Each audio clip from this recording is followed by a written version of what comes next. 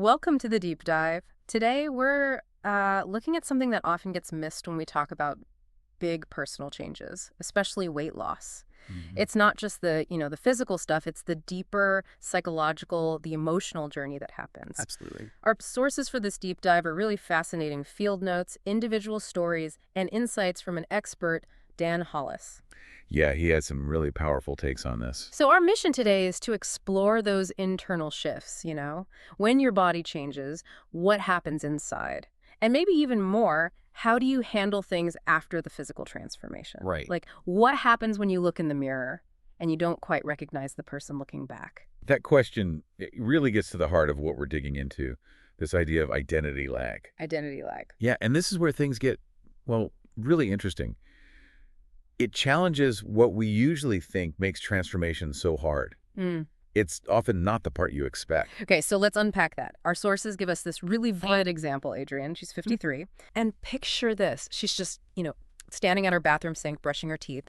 Totally normal morning thing. Same rhythm, same lean. Just everyday life. Exactly. And then she looks up, just looks in the mirror. And she doesn't recognize the woman there. Wow. Her face is thinner, the lines are sharper. Her eyes looked like older, but also newer. Like she'd been sort of peeled back and rearranged. Not dramatic, just toothpaste in a mirror. And she actually told the expert, Dan Hollis, she said, I knew it was me, but I didn't feel like I belonged to her. That's powerful. It really is. And Yeah. that feeling, that disconnect, that's exactly what he calls identity lag. He put it so well. Your body can change faster than your story. Right. And when that happens, the soul gets confused. It's this fundamental mismatch, between the physical you and the story you tell yourself about you. That's a really different perspective because most people, I think, assume the hard part is just losing the weight, the physical struggle. Right, that's the common wisdom. But Dan Hollis points out something crucial that kind of flips that idea. He says the real crisis is in the moments after. After the weight loss. Exactly. That's when, the old constant hunger might fade, Yeah. the food rituals start to dissolve, maybe that armor people felt they wore, it drops. Armor. And you're left in this new, unfamiliar space, Yeah. sometimes feeling totally unrecognizable, even to yourself. And Adrienne's story just nails this, doesn't it? She wasn't really mourning the pounds themselves. Yeah. She was mourning the version of herself who carried them. That's it exactly. Think about it. She had all these ways of coping, right? Managing a room with a joke, knowing which sweaters hid the most, the sort of casual apologies. Yeah, the whole toolkit she'd built. Yeah. It's actually quite skilled managing that older identity. It's not just physical. It's a whole psychological setup. So what does that feel like, losing that self? Well, that's the untold story, isn't it? And what's interesting is how Dan Hollis worked with her. He didn't rush it. Yeah. Didn't give her, empty compliments like, oh, you look great. He just listened. His notes say it was like a mirror that doesn't ask questions, only returns what you're ready to see. That kind of listening. Wow.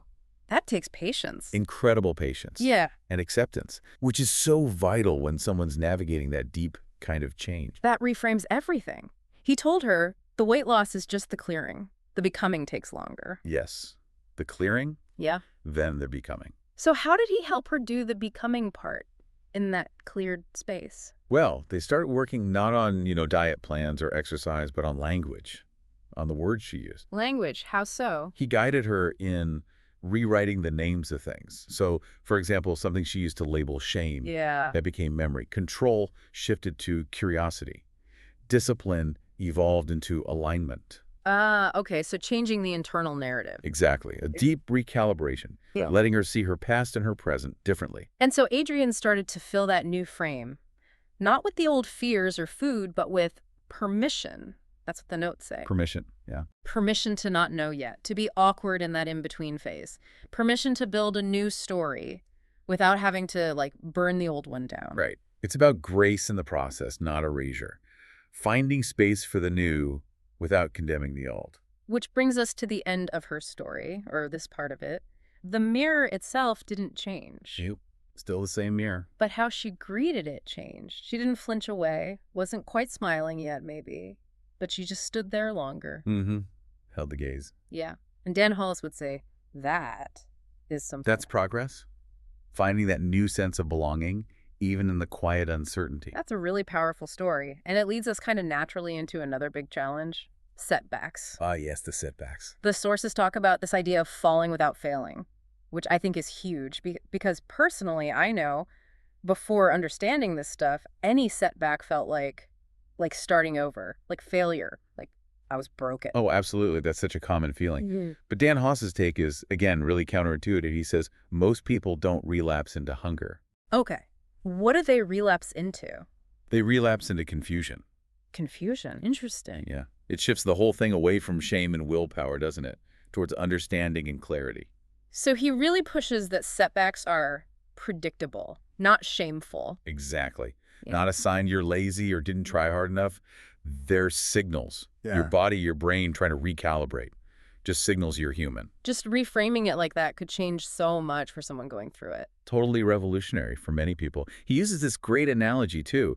He says weight loss isn't a straight line down. It's more like a spiral staircase. A spiral staircase. Okay. Yeah, you might feel like you're going in circles sometimes, covering old ground, Definitely felt that. but you're still climbing, just moving upwards on a different path, maybe getting a new perspective each time you circle around. Okay, I like that.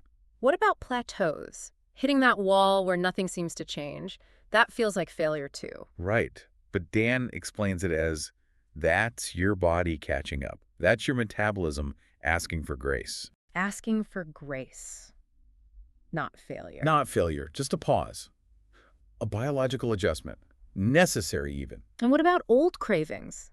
When they suddenly come roaring back. He frames that not as weakness, but as memory. Memory. Yeah, like an old neural path just lights up, almost asking, hey, does this still matter? And that moment, he says, that's your chance, Yeah. your opportunity to answer differently now. Okay. It all loops back to that core idea. Your body changes fast. Your identity takes time to catch up. That old identity, the old story, it tries to reassert itself sometimes. And you have to consciously choose the new one. You have to choose So this. a setback doesn't mean, say, a medication stopped working or that you failed somehow. Not necessarily, no. It means the story you were telling yourself. Right. It still needs an update. Exactly. It's a prompt. A prompt for revising your narrative, not for beating yourself up. So how does he teach people to handle that moment, that relapse into confusion? He teaches people to use the space that maybe new circumstances or medical support, like some medications that quiet the food noise, can provide. Use that space consciously by narrating the setback differently. Treat it as a question, not a judgment. Ask yourself things like, what am I really feeling right now? What do I actually need? Not just food, but what need is underneath. And maybe most importantly, who do I want to become in this moment? Those are empowering questions. Shifts you from blame to possibility. Exactly. Moves you forward instead of getting you stuck.